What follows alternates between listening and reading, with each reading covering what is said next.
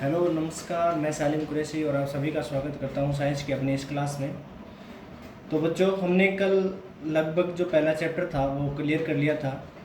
हमने लास्ट पढ़ा था द्विस्थापन अभिक्रिया, उसके बाद हमने पढ़ा था उपचयन और अपचयन के बारे में, उसके बाद रेडॉक्स अभिक्रिया, और लास्ट में मैंने ये बताया था कि हमारे दो टॉपिक बचे हैं, संक्षारण और विकृत गंधिता। ये भी रासायनिक अभिक्रिया के क्या है, भाग हैं। तो इनमें जो हमारा पहला टॉपिक है वो है संक्षारण। क्या है आपका? संक्षारण है, ठीक है। अब देखो, अगर हम बात करें संक्षारण की, तो इससे पहले मैं थोड़ा जो हमारा अभी तक किया हुआ है वो मैं रिपीट कर देता हूँ। हमने जो अब तक पढ़ा है, हमने बात की थी रासायनिक अभिक्रियाओं के बारे में। तो रासायनिक अभिक्रिया एक प्रकार की क्या होती है, प्रक्रिया ही होती है जिसमें नए पदार्थों का क्या होता है, निर्माण होता है। इसके बाद हमने बात की थी रासायनिक अभिक्रिया को संतुलित कैसे करते हैं, उनको लिखते कैसे हैं। तो हमने पढ़ा था कि सर एक अभिकारक होता है, एक उत्पाद होता है। अभिकारक को बाईं तरफ लिखा जाता है और उत्पाद को दाईं तरफ लिखा जाता है। अगर दो या दो से अधिक है तो उसके मध्य प्लस का चिन्ह लगाया जाता है। उनकी अवस्थाओं को लिखा जाता है, उनको संतुलित किया जाता है। इसके बाद हमने पढ़ा था संतुलित क्यों किया जाता है, क्योंकि संतुलित करने के लिए जो हमारा द्रव्यमान संरक्षण नियम है वो क्या कहता है कि अभिक्रियाओं में जो अभिकारक और उत्पाद है उसमें परमाणुओं की संख्या क्या रहती है, समान रहती है। परमाणुओं की संख्या क्या रहती है, समान रहती है। ये हमने पढ़ा था। उसके बारे में हमने रासायनिक अभिक्रियाओं के प्रकारों के बारे में बात किया था। सर्वप्रथम हमने बात की थी संयोजन अभिक्रिया के बारे में। संयोजन अभिक्रिया में क्या होता है कि दो अभिकारक मिलकर एकल उत्पाद का निर्माण करते हैं जिसमें साथ में ऊष्मा का उत्सर्जन होता है, और ऐसी रासायनिक अभिक्रिया को हम ऊष्माक्षेपी अभिक्रिया कहते हैं। इसके बाद हमने वियोजन अभिक्रिया के बारे में पढ़ा था। वियोजन अभिक्रिया के बारे में हमने पढ़ा था कि एकल अभिकारक जो होता है सर वो ऊष्मा को अवशोषित करके दो या दो से अधिक उत्पादों में विभाजित हो जाता है, टूट जाता है, और जिसमें ऊष्मा का अवशोषण होता है। इसी रासायनिक अभिक्रिया को हमने नाम दिया था ऊष्मा अवशोष्य अभिक्रिया। उसके बाद में हमने विस्थापन पढ़ा था। विस्थापन में क्या होता है कि जो अधिक क्रियाशील तत्व होता है वो अपने से कम क्रियाशील तत्व को उसके यौगिक से क्या कर देता है, विस्थापित कर देता है। हमने उदाहरण के लिए लिया था कॉपर सल्फेट और फेरस लिया था। उसके बाद हमने द्विविस्थापन पढ़ा था। द्विविस्थापन में हमने पढ़ा था कि दो हमारे पास विलयन है, अगर दोनों की अभिक्रिया करवाए तो उस दोनों में जो यौगिक होते हैं उनमें आयनों का क्या होता है, आदान प्रदान होता है, जिसके कारण हमारे पास एक तो ठोस बनता है और एक हमारे पास जलीय विलयन बनता है। जो ठोस बनता है वो क्या होता है, लवण होता है, और जो लवण होता है वो जल में क्या होता है, घुलनशील होता है, और उसे हम क्या कहते हैं, अवक्षेप कहते हैं। और जिस द्विविस्थापन अभिक्रिया में अवक्षेप का निर्माण होता है, ऐसी रासायनिक अभिक्रियाओं को हमने नाम दिया था अवक्षेपण अभिक्रिया। उसके बाद हमने पढ़ा था उपचयन के बारे में, जिसमें ऑक्सीजन की वृद्धि हो, हाइड्रोजन की कमी हो। उसके बाद हमने अपचयन पढ़ा था, जिसमें ऑक्सीजन की क्या हो, कमी हो, और हाइड्रोजन की क्या हो, वृद्धि हो। फिर उसके बाद हमने पढ़ा था रेडॉक्स अभिक्रिया। रेडॉक्स अभिक्रिया में हमने देखा था कि सर जिसमें उपचयन और अपचयन दोनों अभिक्रिया अगर साथ साथ होता है, ऐसी रासायनिक अभिक्रिया को हमने क्या नाम दिया था, रेडॉक्स अभिक्रिया कहा था। अब हमारा नेक्स्ट जो टॉपिक है वो है संक्षारण, ठीक है।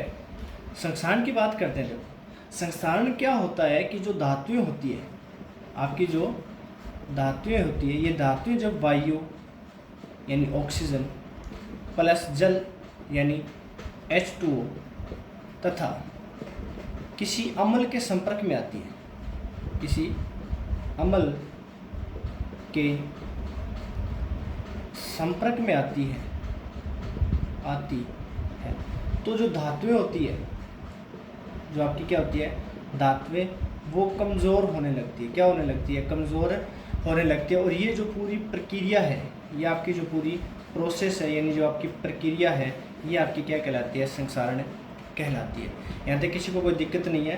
दोबारा देखो, जब धातुएं होती है, धातुएं वायु, जल तथा किसी अम्ल के संपर्क में आती है तो धातुएं क्या होने लगती है, कमज़ोर होने लगती है, और ये पूरी प्रक्रिया क्या कहलाती है, संक्षारण कहलाती है, ठीक है। आपने देखा होगा, उदाहरण के लिए अगर हम बात करें तो आपने लोहा देखा होगा। लोहे को जब हम बाहर छोड़ देते हैं, खुला छोड़ देते हैं, तो वो किसके संपर्क में आता है, वायु यानी ऑक्सीजन और जल के संपर्क में आता है कि नहीं आता। तो हमने देखा होगा कि कुछ समय के बाद उस पर एक भूरे रंग की परत चढ़ जाती है। भूरे रंग की क्या चढ़ जाती है, परत चढ़ जाती है, और इस भूरे रंग को हम कहते हैं जंग। क्या कहते हैं, जंग कहते हैं, ठीक है। और ये जो पूरी प्रक्रिया है, जो जंग लगने की पूरी प्रोसेस है, लोहा पहले वायु के संपर्क में आता है, जल के संपर्क में आता है, फिर ये दोनों इसके साथ रिएक्शन करते हैं, ये जो पूरी प्रक्रिया ये कहलाती है जंग लगना। क्या कहलाती है, जंग लगना कहलाती है। तो ये किसका उदाहरण है, एक संक्षारण का उदाहरण है। ऐसे और भी उदाहरण आपके पास, जैसे चांदी है, तो चांदी क्या होती है कि वायु और इसके संपर्क में आती है तो उस पर एक काले रंग की परत चढ़ जाती है, चढ़ती है कि नहीं चढ़ती। उसके बाद आपने कभी तांबा देखा होगा, तांबे को जब आप बाहर रखते हो तो उस पर हरे रंग की परत आ जाती है, हरे रंग की परत आ जाती है। तो ये जो उदाहरण है ये किसके उदाहरण है, संक्षारण के। दोबारा देखो कि जब दो धातु होती है वो किसके संपर्क में आती है, वायु, जल या किसी अम्ल के संपर्क में आती है, तो धातुएं जो होती है आपकी वो कमज़ोर होने लगती है। और इस पूरी प्रक्रिया को आप क्या कहते हो, संक्षारण कहते हो। और ये एग्जाम में पूछा जाने वाला प्रश्न है, ठीक है। संक्षारण किसे कहते हैं, या संक्षारण के कोई दो उदाहरण लिखो, या संक्षारण से हम वस्तुओं को कैसे बचा सकते हैं, तो ऐसे हमारे पास क्वेश्चन आते हैं, ठीक है। तो हमने उदाहरण के लिए पढ़ा था कि सर जो लोहा है, लोहा वायु जल के संपर्क में आता है तो उस पर भूरे रंग की क्या चढ़ जाती है, परत चढ़ जाती है, जिसे तम के जंग कहते हैं। और ये पूरी प्रक्रिया क्या कहलाती है, जंग लगना कहलाती है। अन्य उदाहरणों की अगर बात करें तो चांदी को अगर खुला छोड़ दें उस पर काले रंग की परत आ जाती है, तांबे को अगर हम छोड़ते हैं तो उस पर हरे रंग का परत आ जाता है। तो ये क्या है आपका संक्षारण। अब हम बात करते हैं संक्षारण के बचाव, इसकी बात करते हैं बचाव की, यानी हम इसे कैसे बचा सकते हैं। तो आप बताओ, जब आप बाहर मतलब खिड़की वगैरह लगाते हो, लोहे की गेट वगैरह लगाते हो, तो उसको जंग लगने से बचाने के लिए आप क्या करते हो, सर्वप्रथम उसको रेगमाल से साफ़ करते हो, एकदम रेगमाल से क्या करते हो, साफ़ क्यों करते हो, क्योंकि अगर उसके ऊपर कोई ऑक्साइड की परत है तो वो वहाँ से हट जाती है। इसके बाद आप क्या करते हो, इस पर पेंट करते हो कि नहीं करते हो, पेंट करते हैं हम इस पर ग्रीस, जिसे हम क्या बोलते हैं, ग्रीस बोलते हैं, ग्रीस लगाते हैं 3 यशद लेपन के द्वारा, यशद लेपन के द्वारा। यशद लेपन किसे कहते हैं, लोहे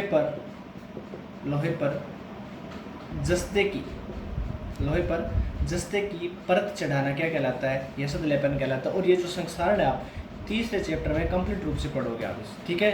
तो संक्षारण के बचाव क्या हो गए, पेंट करना, ग्रीस या ग्रीस करना, या यशद लेपन के द्वारा, या आप विद्युत लेपन के द्वारा भी कर सकते हो, विद्युत लेपन, ठीक है। तो ये आपके क्या है, 4 बचाव है। अब हम नेक्स्ट बात करते हैं विकृत गंधिता की। ये तो हमने बात की है धातुएं कैसे कमज़ोर होती है और धातुएं कैसे अभिक्रिया करती है ऑक्सीजन और वायु के संपर्क में। तो अगर हम बात करें खाद्य पदार्थों की, जो आपके खाद्य पदार्थ हैं, आपके क्या है, खाद्य पदार्थ, ये कैसे वायु और जल के संपर्क में आते हैं, तो इस प्रक्रिया को आप क्या कहते हो। भी हमने ये तो देखा है कि सर जो खाद्य पदार्थ है, खाद्य पदार्थों को अगर हम खुला छोड़ दें तो उसके रंग में और उसके गंध में क्या हो जाता है, परिवर्तन हो जाता है। क्या हो जाता है, अभी परिवर्तन हो जाता है, और वो खाने के लायक नहीं रहता है, जिसे हम यहाँ बोल सकते हैं विषाक्त हो जाता है। क्या हो जाता है, विषाक्त हो जाता है। ये जो प्रक्रिया होती है ये आपकी विकृत गंधिता कहलाती है। क्या कहलाती है, विकृत गंधिता कहलाती है। आई समझ में। यानी विकृत हमने पढ़ा था इससे पहले संक्षारण के बारे में। संक्षारण में क्या होता है कि जो धातुएं होती है वो वायु, जल या किसी अम्ल के संपर्क में आती है तो वो क्या हो जाती है, कमज़ोर होने लगती है, और ऐसी प्रक्रिया को हमने संक्षारण नाम दिया था। अब हम बात करते हैं कि सर जो खाद्य पदार्थ होते हैं वो भी अगर वायु और जल के संपर्क में आते हैं तो उसके रंग और गंध में परिवर्तन हो जाता है। और आपने ये कहा था कि रंग और जो गंध में अगर परिवर्तन हो तो ऐसी क्या कहलाता है, रासायनिक अभिक्रिया कहलाती है। हमने स्टार्टिंग में पढ़ा था, रासायनिक अभिक्रिया कहलाती है। तो ये होता है आपका विकृत गंधिता, यानी जो खाद्य पदार्थ होते हैं वो वायु, जल आदि के संपर्क में आते हैं तो उसके रंग और गंध में क्या हो जाता है, परिवर्तन हो जाता है, यानी जो भोजन होता है वो विषाक्त हो जाता है। और ऐसी प्रक्रिया आपकी क्या कहलाती है, विकृत गंधिता कहलाती है, ठीक है। अब हम बात करते हैं विकृत गंधिता के बचाव, यानी हम उसको कैसे बचा सकते हैं। तो इसके लिए आप क्या कर सकते हो, विकृत गंधिता के बचाव की बात करें, यानी हम खाद्य पदार्थों को प्रदूषित ना हो, संदूषित ना हो, या वो विषाक्त ना हो, उसके अंदर विकृत गंधिता के गुण ना आए, इसके लिए हम क्या कर सकते हैं, तो हम उसको प्रतिऑक्सीकारक का उपयोग करेंगे।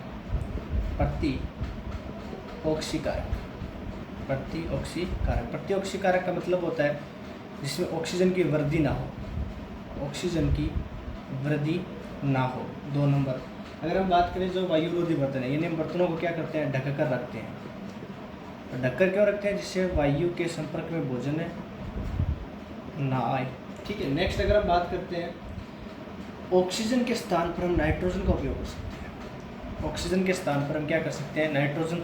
तो आपने कभी देखा होगा कि जो चिप्स की थैलियाँ आती हैं, चिप्स के जो पैकेट आते हैं उसमें नाइट्रोजन गैस भरी होती है, ना कि ऑक्सीजन। कौन सी गैस भरी होती है, नाइट्रोजन गैस। नेक्स्ट आप क्या कर सकते हो शीतलक के द्वारा, जैसे फ्रिज में रखते हैं ना रेफ्रिजरेटर में आप इसको रखते हो, मतलब शीतलक के द्वारा इसे आप ठंडा करके और भोजन को आप क्या कर सकते हो, बचा सकते हो विकृति गंधिता के गुण से। तो ये हो गया आपका आज का चैप्टर कंप्लीट। आपका चैप्टर क्या हो गया, कंप्लीट हो गया। यहाँ से किसी को कोई प्रॉब्लम नहीं होनी चाहिए। अगर आपको इसके नोट्स चाहिए तो आप मेरे जो व्हाट्सअप नंबर दिए हुए उस पर आप मैसेज कर सकते हो, जिससे हम जो ग्रुप बनाएंगे उसमें आपको ऐड कर देंगे और वहाँ से आपको संपूर्ण पार्ट के आपको क्या मिल जाएंगे, नोट्स मिल जाएंगे।